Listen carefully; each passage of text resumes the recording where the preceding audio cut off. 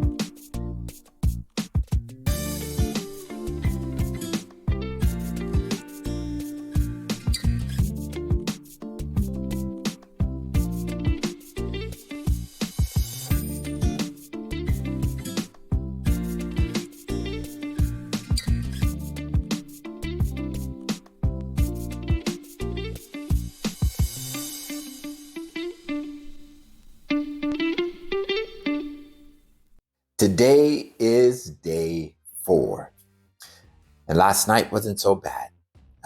We had a lot of challenges, lots of things to talk about. My son and his family came over last night, and as it goes, as it always goes, because no one else is on carnivore except for me and my wife. Everyone else is eating everything you can imagine, and it's horrible. Last night was taco night. How about that? Tacos.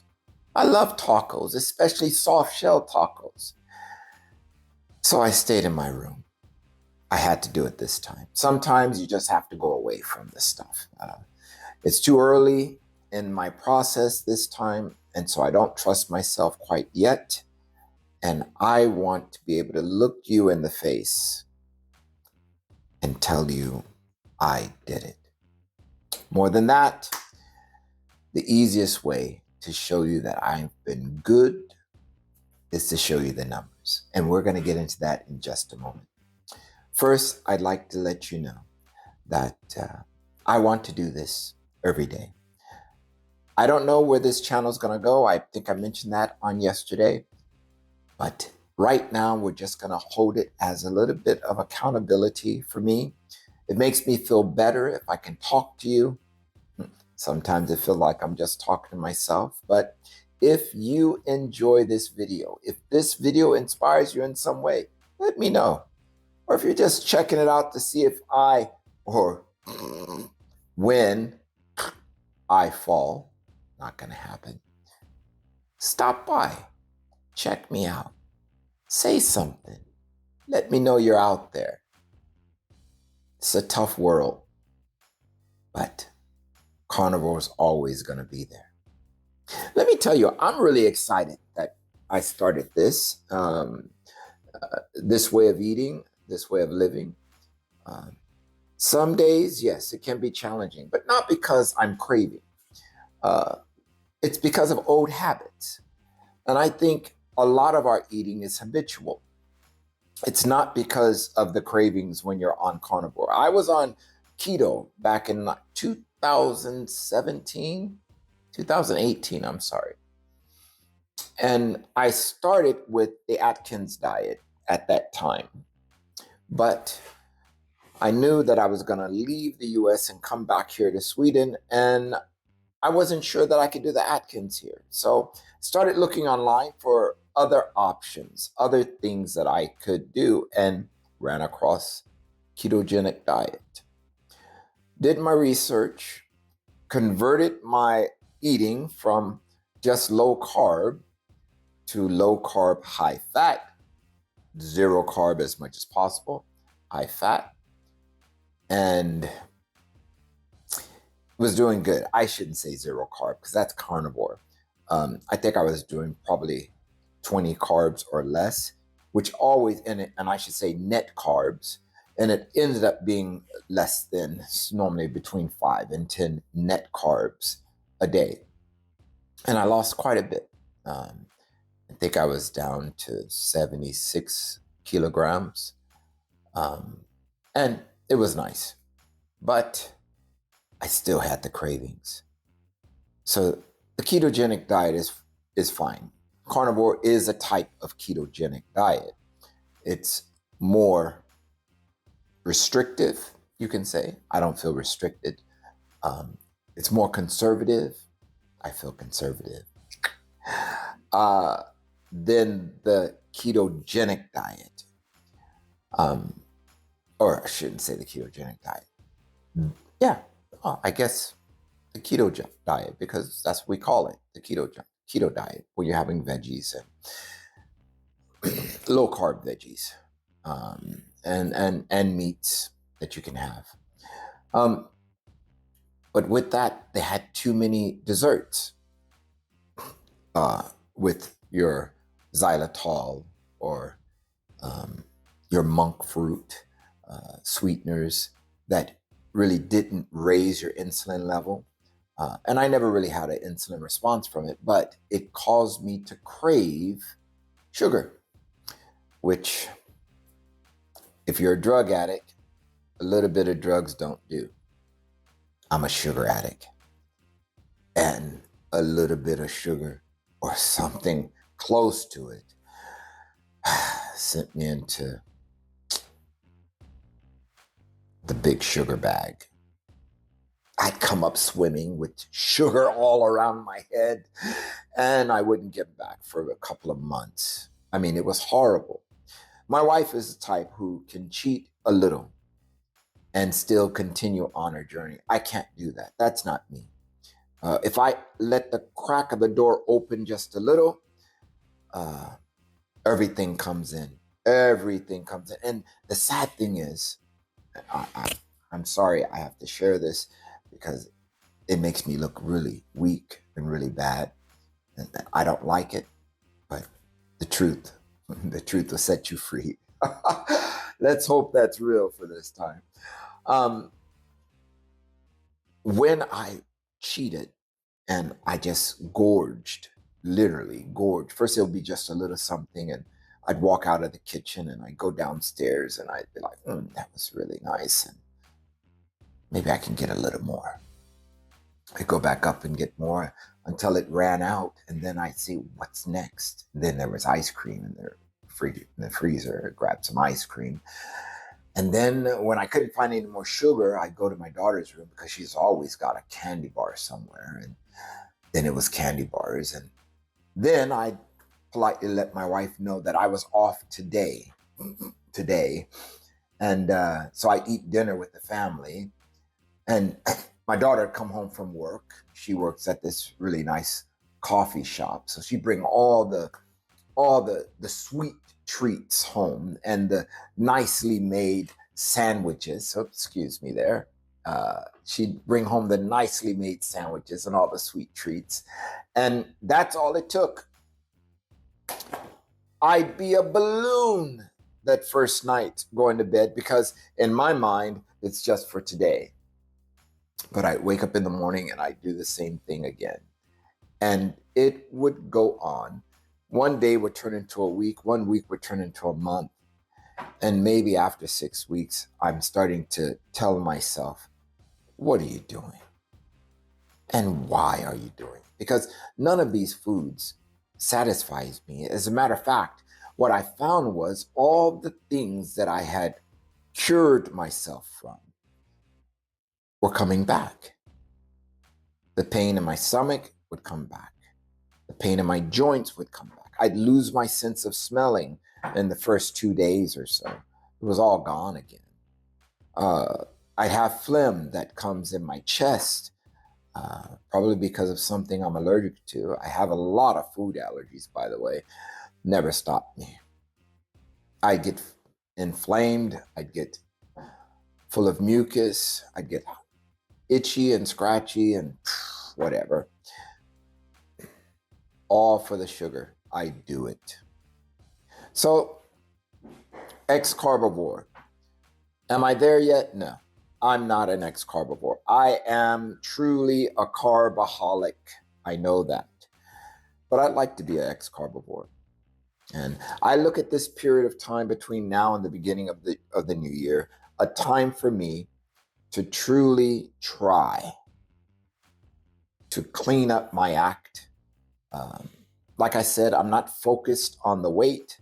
I'm focused on how my body feels. And I think that's what it's really about. Do I feel well? Do I feel healthy? Do I feel strong? Am I having any pains, any discomforts? Um, how does my skin look?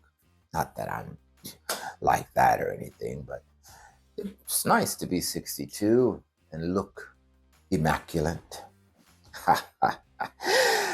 Don't tell my wife.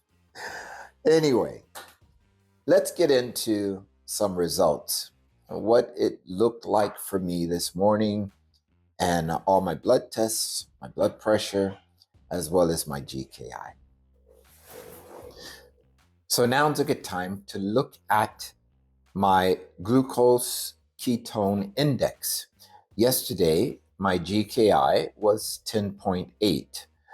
Now, there's something that's amazing that I want to share with you on why I do a GKI rather than just look at my glucose and ketones, or shall I just say, as I did before, only looking at my ketones.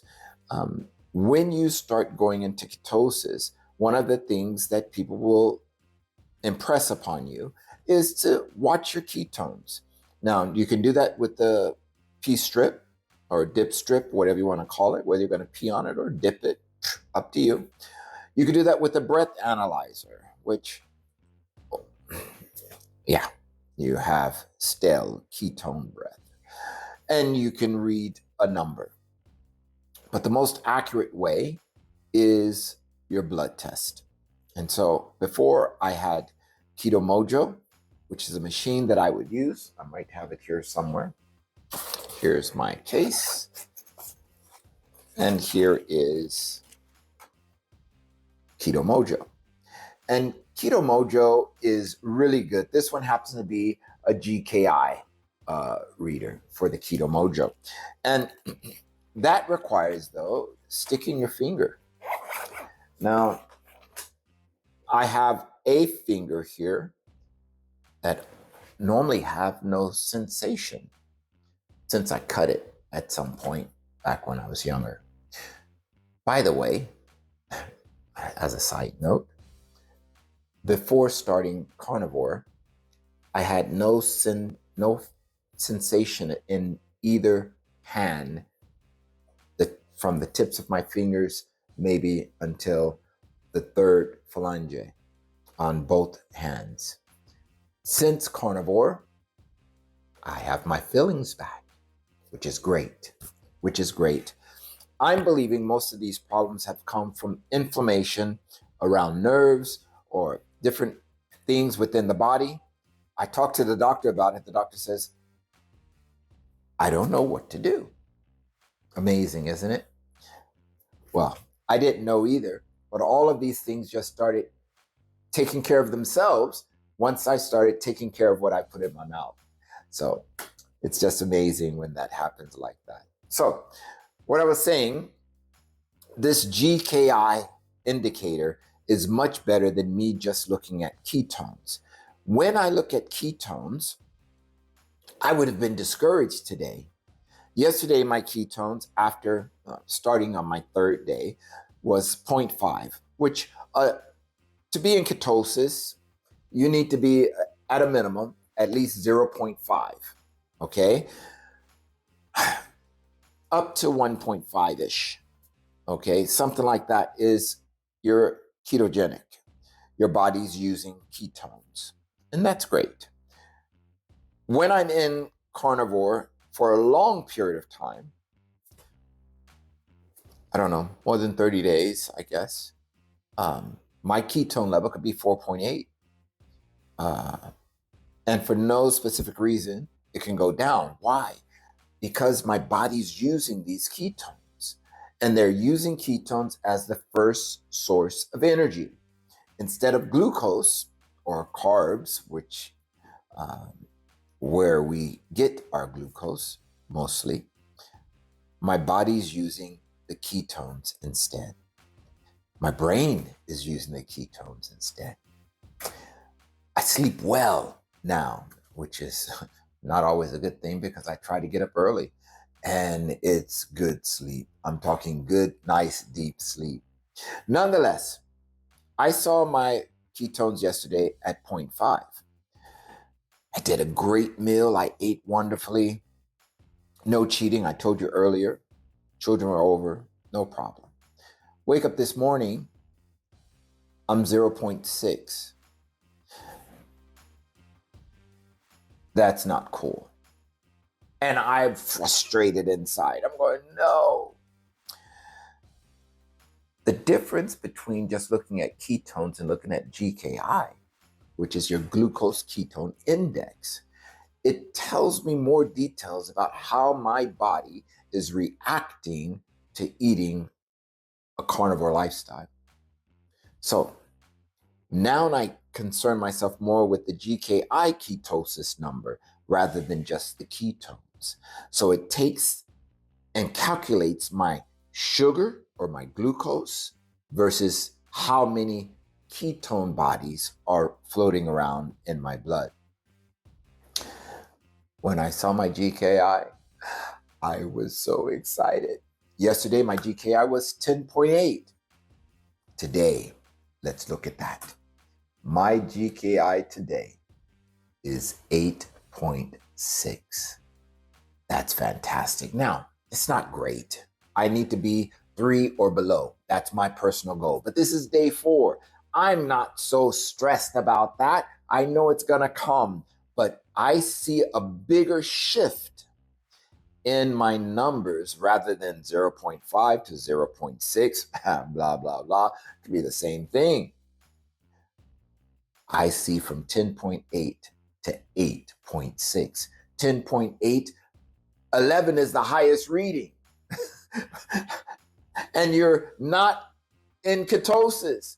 Here it says that you're in a low level of GKI ketosis. So it's recognizing now that I'm going the right direction. So for me, the GKI ketosis number is so much more important.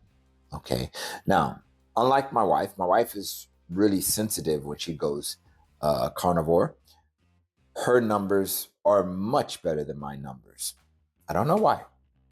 It happens like that for some ladies, that they respond a lot better to the shift in the diet.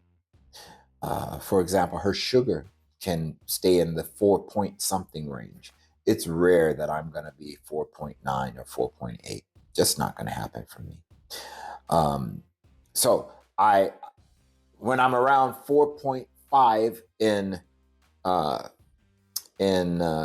my ketones, or should I put it better, when my GKI is like 1.1, which is the best GKI reading that I've ever had, at that time my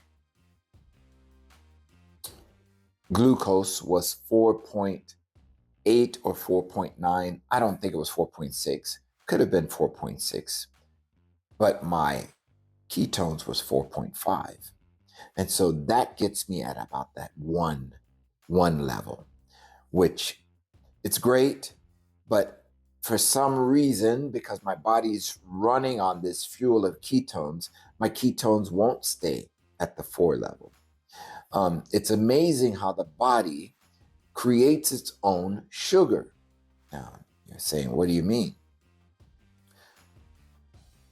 You don't need to ingest sugar for your body to create sugar. Your body converts and makes glucose when it's necessary. I'm going to do a talk about that in the future. And part of this journey that I'm on is to learn everything I can about the carnivore diet. Some things I've just studied and listened to some great advice from some great physicians here on YouTube. Dr. Ken Berry, Dr. Shafee, Dr. Baker, Beef and Butter Gal. I've heard the best of them. and I follow them regularly, and I suggest you do the same, because their content is what's going to give you that round picture of what you need, how to get started, how to maintain, how to look, what to do. I think it's a great way to go. Let's look at another number. I've had blood pressure issues, as I've said yesterday, for I don't know how many years. If I took a chance to guess, maybe 10 years by now. In the beginning, I used the pills.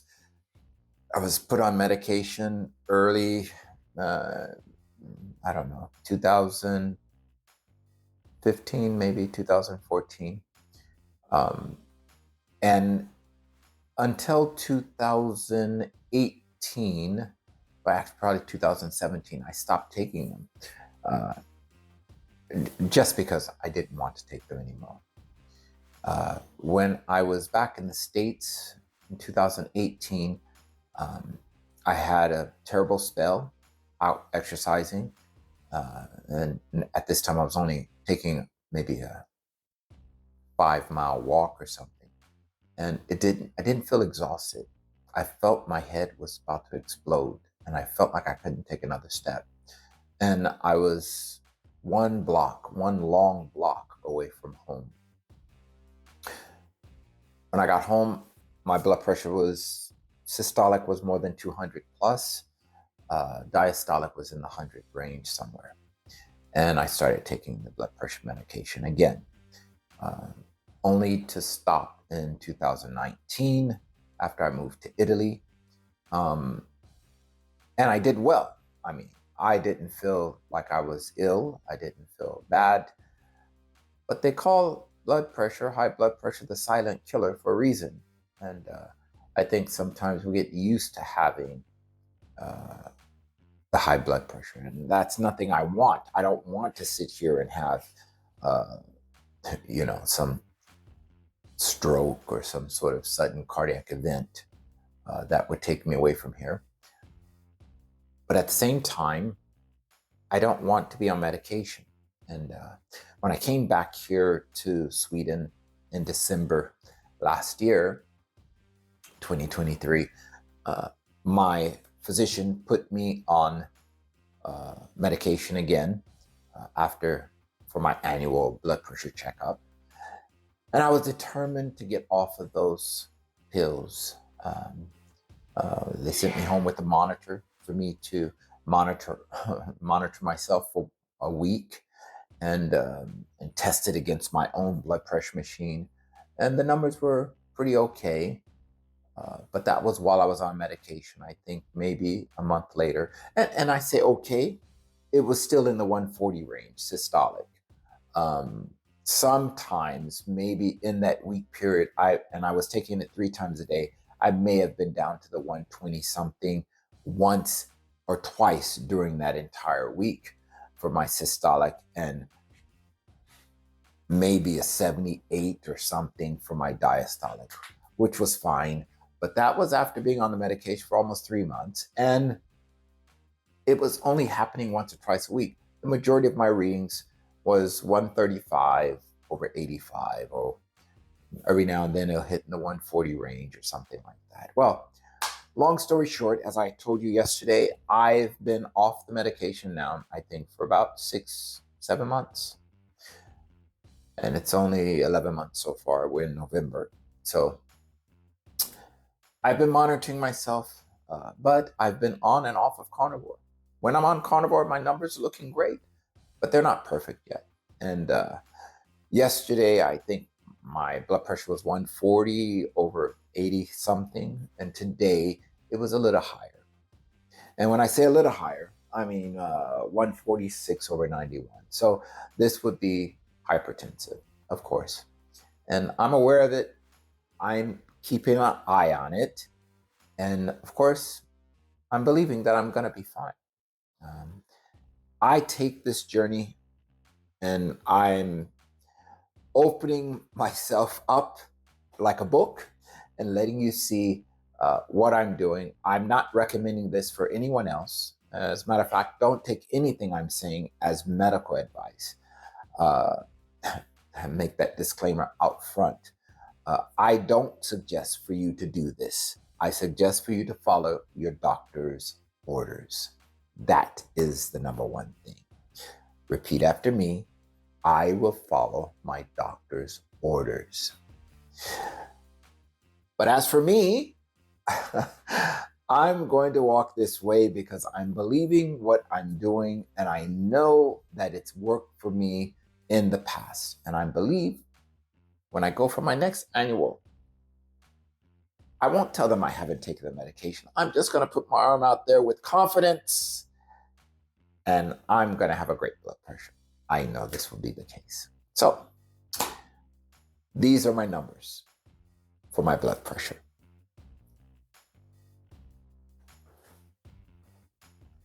Well, I think we've come to the end of the video today. And if you've enjoyed it, please hit the like button and subscribe. Help me. Help me. I need your encouragement. Drop a line. Let me know that you're checking me out so I can be accountable to you.